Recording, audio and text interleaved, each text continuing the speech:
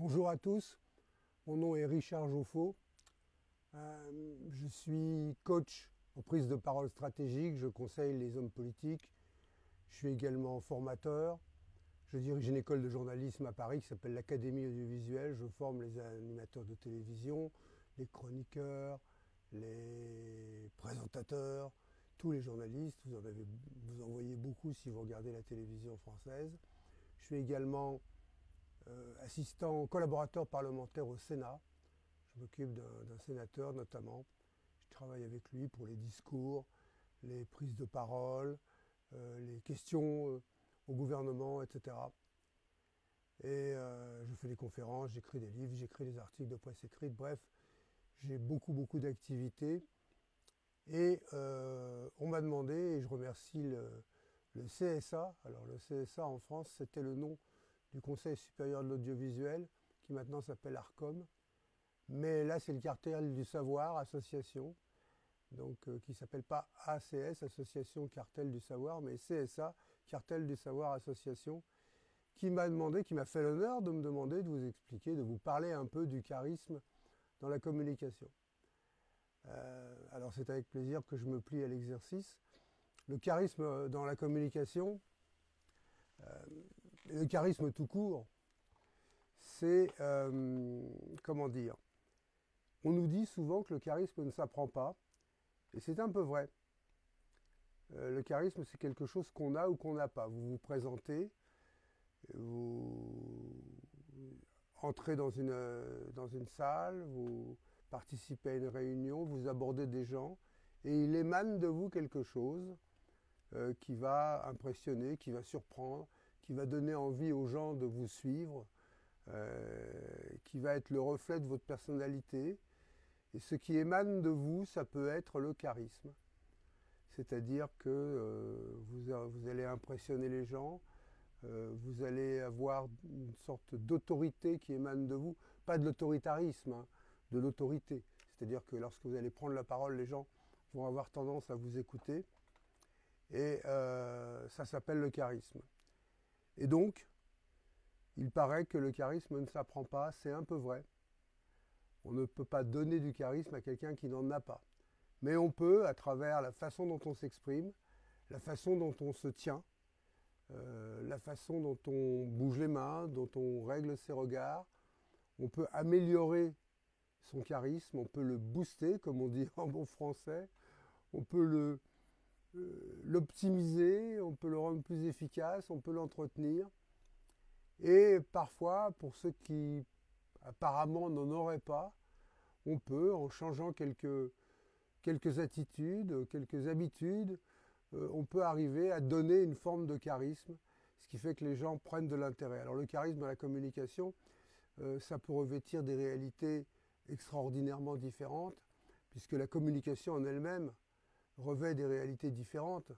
Il y a la communication inter-individuelle, de vous à moi, d'une personne à une autre, qui inclut la relation professionnelle, mais aussi les relations amicales, et pourquoi pas les relations amoureuses. Le charisme, ça fait partie des outils, des atouts de la séduction, bien sûr.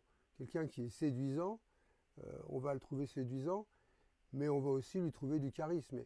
Et l'un va souvent avec l'autre. La séduction, ça porte. La séduction, c'est important. Alors on m'a opposé. On m'a dit oui, maintenant pour séduire, il suffit d'avoir les poches bien remplies. Ça dépend ça dépend des personnes. Ça dépend si c'est un garçon ou si c'est une fille. Et puis si c'est un homme qui pense pouvoir séduire parce qu'il a les poches bien remplies, il faut voir quelle catégorie de femmes il va pouvoir séduire. Et le charisme, il est ailleurs que dans le compte en banque, selon moi. Voilà, donc on va aborder ces sujets-là. La communication interindividuelle d'abord, dans les relations amicales, professionnelles et amoureuses. Et puis ensuite, on abordera la communication en groupe, c'est-à-dire quand je parle en public, quand je prends la parole, qu'est-ce qui fait que je vais avoir ou pas du charisme, qu'est-ce qui fait que les gens vont avoir ou pas envie de m'écouter et envie de suivre ce que je vais vous dire, adhérer à mes idées et est-ce que je vais aussi séduire, puisque finalement c'est de la séduction. Toute vie humaine est une entreprise de séduction. Le commerçant qui veut vendre son produit, bah, c'est de la séduction. L'artiste qui veut vendre son art, c'est de la séduction. Alors là, si s'il est peint, c'est cette toile qui doit séduire, mais on achète l'artiste autant qu'on achète la peinture. C'est pareil pour quelqu'un qui fait de la musique, on achète l'artiste. Et c'est la raison pour laquelle, à une certaine époque que vous n'avez peut-être pas connue, quand on vendait des disques, c'est-à-dire que les artistes sortaient des vinyles d'abord, et puis après des CD, eh bien, on avait la photo de l'artiste, il y avait un objet, et c'était un petit bout de l'artiste qui rentrait dans la maison. Et je crois que c'est ça qui fait que les gens vont suivre les artistes. On a envie de s'approprier une personnalité charismatique, et c'est comme ça que ça fonctionne. Alors, dans les relations interindividuelles, le charisme, c'est quoi? Le charisme, d'abord, dans la communication interindividuelle, je parle de la communication libre, quand on se parle, quand on est présent l'un face à l'autre, eh bien, la meilleure communication, le meilleur des charismes, c'est l'écoute. Paradoxalement, c'est dans le silence qu'on trouve le charisme. Votre façon d'écouter activement, d'aider la personne en face de vous à s'exprimer, de ne pas lui couper la parole, lui confère de l'intérêt et vous confère du charisme. Ça, c'est d'une clarté limpide. Si vous n'écoutez pas les gens, vous n'aurez pas de charisme. Ceux qui coupent la parole, qui sont empressés de parler, on sent qu'ils sont dans une sorte de fébrilité qui fait que ça traduit un manque d'assurance, un manque de confiance en soi. Donc le premier signe du charisme, la première manifestation du charisme, c'est l'écoute. Et lorsqu'on vous parle, il y a des postures d'écoute. Si vous me parlez, je vais vous regarder. Je vais avoir avec la tête une forme de petit hochement de tête, comme je fais maintenant, qui montre qu'on est attentif à ce que la personne est en train de dire, qu'on approuve éventuellement ce qu'elle est en train de dire. En tout cas, on approuve le fait qu'ils soient en train de parler, même si on n'est pas d'accord avec les idées. Et on est attentif. On peut avoir des postures d'écoute aussi immobiles. Si je suis comme ça, on est en train de me parler, et là j'écoute. Parce que je tends une oreille. Et ça se voit. Et cette posture d'écoute, elle est nécessaire pour établir la communication. La personne que l'on écoute, elle sent qu'elle est écoutée, elle sent qu'on a prêté attention à son propos, elle va être en confiance avec vous, et vous, vous allez manifester votre confiance en vous et en elle en ayant cette posture d'écoute. Après, ça se passe dans les regards, le charisme interindividuel. Je vous regarde dans les yeux quand je vous parle. Si vous voulez gêner les gens, un petit peu les mettre mal à l'aise, montrer que vous les dominez, pourquoi pas, je peux vous donner un petit tuyau, mais il faut que ça reste entre nous. Vous les regardez ici. Vous ne regardez pas directement dans les yeux, vous regardez le front, là, entre les yeux, juste au-dessus. Les gens vont ressortir une gêne de loin comme ça. On ne fait pas trop la différence dans la position du regard, dans l'axe du regard, entre la personne qui vous regarde dans les yeux et la personne qui vous regarde le front. Mais la personne va se sentir un petit peu gênée. Là, c'est si vous voulez occasionner une gêne, parce qu'après tout, il peut y avoir des relations interindividuelles qui sont des relations de dominant à dominé. Et même dans la séduction, on a souvent un dominant et un dominé. Donc ça, c'est important à noter. Donc le regard est très important. La posture est très importante. Si je me tiens droit, là vous voyez, je suis un peu affalé dans mon fauteuil. Mais si je me tiens droit, je vais avoir davantage d'autorité. On va mieux m'écouter et mon propos va mieux passer. Sauf que comme je vous fais une conférence qui va durer une demi-heure, je me relaxe dû à mon grand âge, on me pardonnera volontiers. Le langage des mains. Le langage des mains est très important pour pouvoir exprimer les choses. Tout ce qui s'appelle le langage non verbal. Il y a le langage verbal, c'est ce que je dis. Il y a le langage non verbal, ce sont les postures, c'est le regard, on vient d'en parler. Ce sont les mains, qu'on appelle le body language, le langage du corps. Et puis il y a le langage semi-verbal, qui correspond à l'intonation, au rythme du propos, au timbre de la voix. Donc ça concerne le verbe, mais ce n'est pas le verbe, ce n'est pas les mots, ce n'est pas la valeur sémantique des mots qu'on prononce, ce n'est pas le sens des mots que l'on prononce. C'est le langage semi-verbal. On va en parler après. Parlons des mains d'abord. Les mains participent de la bonne communication et participent à la bonne communication. je vais souligner avec les mains ce que je suis en train de vous dire. Si je parle et que je suis comme ça, je vais avoir l'attitude de quelqu'un qui donne l'impression de s'excuser d'exister. Hein, je suis là en train de vous parler, ça me rabaisse. Si je parle en étant comme ça et que j'ouvre les mains au moment où je vous parle, eh bien là c'est de la générosité, c'est le partage. Si j'ai les mains avec les paumes tournées vers le haut, comme je le fais souvent en ce moment, eh bien c'est un signe de générosité, c'est un signe de transmission, c'est un signe de partage. Si j'ai les mains qui sont tournées vers le bas, c'est plutôt un signe d'autorité. Vous voyez, on regarde quelqu'un et on fait comme ça avec la main, c'est pour le faire taire en général. Donc le langage des mains est très important. Si je suis comme ça, c'est un signe aussi d'assurance, c'est aussi un signe d'autorité également, mais d'autorité dans le savoir. Et ça peut être très important. Je peux croiser les doigts, mais si je croise les doigts comme ça, et si je croise les doigts comme ça, je ne renvoie pas la même image. Donc je fais attention aux mains, mais attention. Je vais prêter attention au langage des mains, mais je ne vais pas trop y penser, parce que si je pense à la façon dont je bouge les mains pendant que je vous parle, je vais avoir des gestes qui ne seront pas naturels. Et là, ça va nuire à mon charisme, parce que je vais avoir l'air gauche, l'air maladroit. Donc mon conseil, quand vous prenez la parole, que ce soit avec des gens en face de vous, comme je le fais là maintenant, que ce soit en public, c'est-à-dire sur une scène, pour une conférence, j'arrive, je dis bonjour en écartant les mains, et après je ne pense plus aux mains.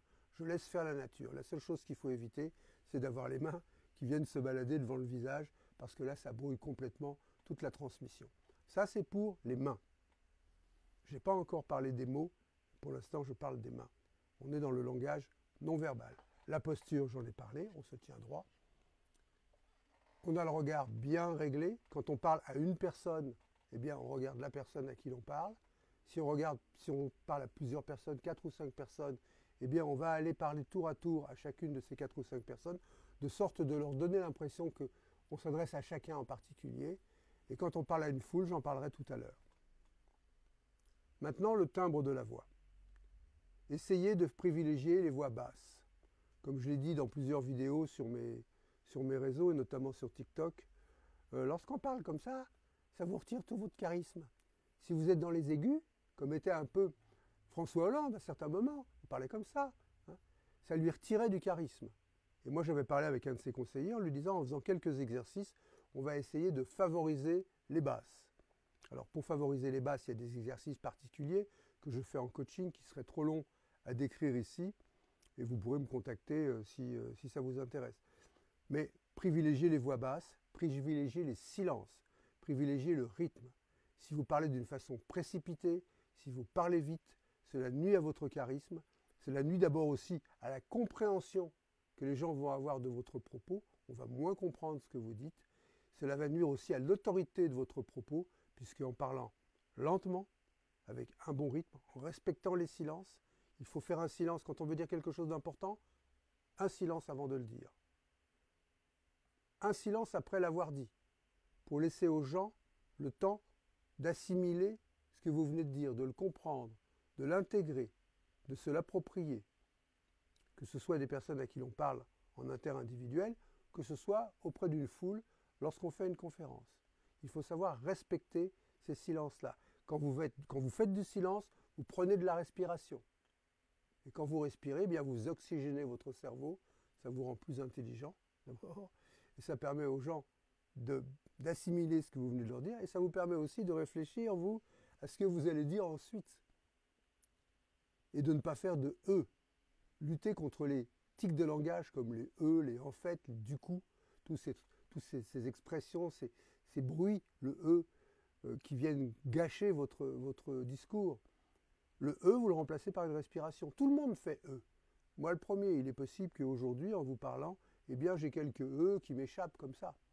Et il faut faire comme à Pâques, il faut faire la chasse aux « e », la chasse aux « e ». Les « e », vous les remplacez par des respirations. Comme je l'ai dit, ça oxygène votre cerveau, ça vous permet de réfléchir à ce que vous allez dire. Ça, c'est dans la façon de parler, c'est dans le non-verbal. Pour l'instant, je n'ai pas encore parlé des mots. Donc on s'est bien compris, le timbre de la voix, dans les bases de préférence, le rythme de la voix, avec des silences, éviter les « e » et les mots béquilles, les « du coup », les « en fait », les « par contre », qui sont inélégants. Et maintenant, prêtez attention à ce que vous allez dire. Alors, ce que vous allez dire, c'est ce que l'on appelle aujourd'hui, en bon français, le storytelling, l'art de raconter une histoire. Alors, c'est une vieille notion sur laquelle on a collé un nouveau mot, mais on n'a rien inventé. Et les gens qui se font les prophètes du storytelling viennent vous dire, moi je vais vous apprendre le storytelling, mais bon, le storytelling n'invente rien. C'est notre capacité à raconter une histoire. Qu'est-ce que c'est qu'une histoire? Une histoire, c'est un héros d'abord. Pour que l'histoire existe, il faut qu'il y ait un héros. Je me souviens, j'avais parlé à un grand cinéaste que vous n'avez pas connu parce que vous êtes peut-être trop jeune, qui s'appelait Claude Chabrol, un grand cinéaste français, qui m'a dit finalement une histoire c'est un prétexte pour faire vivre des personnages. Il n'avait pas tort. Une histoire c'est d'abord un personnage, c'est d'abord un héros. Alors c'est peut-être vous le héros de l'histoire, c'est peut-être quelqu'un d'autre le héros, mais il faut identifier un héros. Une histoire c'est aussi un univers dans lequel on entraîne les personnes à qui l'on parle, de manière à ce qu'ils s'évadent avec vous, qu'ils vous suivent. Et une histoire après, c'est un point de vue. Le point de vue au sens propre et au sens figuré. Le point de vue, comme un photographe ou un caméraman qui va mettre sa caméra en l'air, elle va vous voir plus petit. S'il la met en bas, on appelle ça la contre-plongée, on va vous voir plus grand. Selon que vous voyez les choses de loin ou que vous les voyez de près, vous allez filmer des détails ou vous allez filmer des ensembles. C'est ça le point de vue de l'histoire. Quand on raconte une histoire, le point de vue, c'est peut-être le point de vue du conteur, celui qui raconte. Mais ça peut être aussi le point de vue du héros ou le point de vue d'un témoin qui est à côté de l'histoire et qui raconte une histoire qui est vécue par un héros. Donc tout ça, ça s'intègre dans ce que l'on appelle une histoire. Et je pense que la façon de bien s'exprimer réside dans le fait de savoir raconter une histoire. Alors pour raconter une histoire dans une conversation ou dans une conférence, eh bien, partez d'une anecdote ou alors faites appel aux souvenirs des gens. Pour pouvoir leur raconter une histoire, parce qu'on va parler à leur émotion, faites appel à leurs souvenirs. Si vous voulez évoquer une notion, une idée, est-ce que vous vous souvenez quand vous étiez enfant de votre petit déjeuner que vous preniez le matin quand vous étiez en famille? Peut-être que vous n'en preniez pas, j'en sais rien. Avant d'aller à l'école, est-ce que vous partiez avec des fruits? Est-ce qu'on vous faisait un chocolat chaud? Alors nous, c'est en France, le petit déjeuner en France, c'est une boisson chaude, des viennoiseries, des tartines, du pain, parfois du fromage, des fruits, du jus de fruits, etc. Dans d'autres pays, les usages ne sont pas les mêmes et chacun prend son petit déjeuner différemment. Mais ramener les gens vers leurs souvenirs et des souvenirs attendrissants, c'est aussi une façon de communiquer avec eux, c'est aussi une façon de raconter une histoire. Voilà, ça c'est pour la communication interindividuelle. Structurez votre propos, sachez finir vos phrases, de manière à pouvoir être intéressant et conclure un propos. Lorsque vous vous adressez au plus grand nombre, on reprend le charisme, je fais un discours, je présente une conférence. Le charisme, il est déjà dans la posture. Comment je vais entrer sur scène? Le simple fait de marcher d'une certaine façon, si je marche à petits pas comme ça, timide, eh bien, je ne vais pas en imposer, comme on dit. En revanche, si je fais des pas assurés, que je m'adresse aux gens, que je les regarde, comment on regarde une assistance? C'est simple. On choisit quelques personnes dans les premiers rangs, des personnes qui vous regardent vraiment bien. On les choisit de manière à créer une connivence avec eux. Ça vous donne des points d'appui au niveau du regard, ça donne de la complicité. Et là, vous avez forcément une meilleure communication avec les gens. Et puis, pour le reste de la salle, balayez votre regard au-dessus, non pas du dernier rang, mais des quelques rangs qui précèdent le dernier rang, un peu avant le fond de la salle. Voilà, regardez au-dessus et regardez et balayez toute la salle. Occupez l'espace également. Sachez marcher naturellement sur scène. Alors si vous avez un micro qui est sur pied et que vous ne pouvez pas l'enlever, ça pose un problème. Mais sinon, vous avez des micros comme ici, où c'est un tout petit micro qui peut être relié par radio à un récepteur. Et ça peut être aussi un micro qu'on tient à la main. Donc, essayez d'occuper l'espace et de bien regarder tout le monde et de vous tenir droit, de régler vos regards, de ne pas avoir les regards qui partent dans tous les sens. C'est vrai que lorsqu'on essaie de se souvenir de quelque chose, on a tendance à avoir les regards qui partent comme ça. En fait, les yeux se dirigent vers la région du cerveau où se trouve l'information. Alors quand on invente, c'est d'un côté, quand on recherche dans les souvenirs, c'est d'un autre côté. Mais il faut essayer de contrôler ça et de faire en sorte de régler le regard pour que le regard aille vers les gens à qui on s'adresse. Ça, c'est très important. Et puis, on parle d'une voix un peu plus assurée. On fait porter la voix, même si on a un micro, de manière à ce que les gens vous entendent mieux. On ne parle pas à 100 personnes, ou 500 personnes, ou 100, ou 5000 personnes, ou 1000 personnes, comme on parle à 3 ou 4 personnes, ou à une personne. Il y a beaucoup moins d'intimité, même si parfois on peut avoir un temps de pause, moduler sa voix d'une façon un petit peu plus intime, et dire aux gens, voilà, je suis vraiment content d'être là avec vous. Et là, on instaure une complicité, on instaure une connivence, on instaure une intimité qui réside dans le timbre de la voix. Savoir jouer avec le timbre de sa voix, c'est très important. Le propos doit être structuré. Je vous conseille, moi, de commencer votre discours, de commencer votre conférence par une anecdote. Quelque chose qui va créer de l'empathie, qui va créer de la connivence, qui va faire rire les gens. Un petit truc qui vous est arrivé, ou qui arrive souvent, ou un petit dicton, etc. Moi, il m'arrive souvent de prendre la parole en disant, rassurez-vous, je vais appliquer ce proverbe bantou. Il y a un proverbe bantou qui dit la bouche qui parle doit avoir pitié de l'oreille qui écoute. Et c'est vrai que les discours trop longs, c'est saoulant. Là, on m'a demandé de faire 30 minutes. Donc, je vais faire 30 minutes. On en est à 21 minutes 09, 10 maintenant, 11. Mais sinon, quand on fait un discours, alors ça dépend du temps qu'on vous donne, ça dépend de l'espace que vous voulez occuper, et ça dépend du fait que vous aurez ou pas ensuite un jeu de questions-réponses. Normalement, quand je fais des conférences, j'ai un moment de questions et de réponses avec les gens qui sont dans la salle. Il y a parfois même un micro qui se promène avec une hôtesse et les gens peuvent poser les questions. Là, c'est sur les réseaux, les gens vont poser les questions par écrit et moi, je m'efforcerai d'y répondre sur les mêmes réseaux.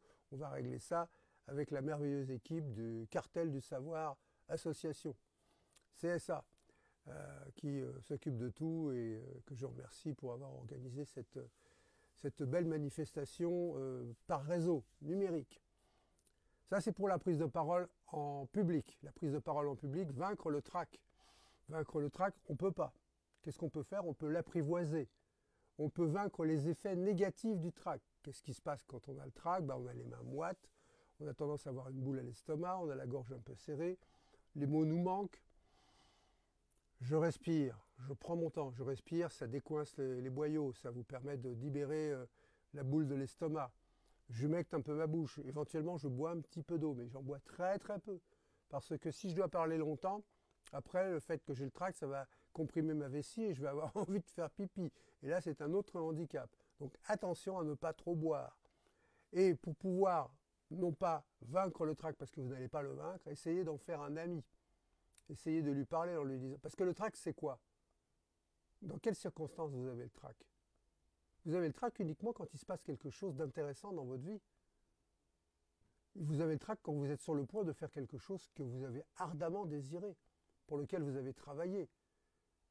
Un entretien d'embauche, une première expérience de travail, monter sur scène, passer à la télévision, un premier rendez-vous, un premier câlin, où vous vous demandez est-ce que je vais être à la hauteur, comment ça va se passer, etc.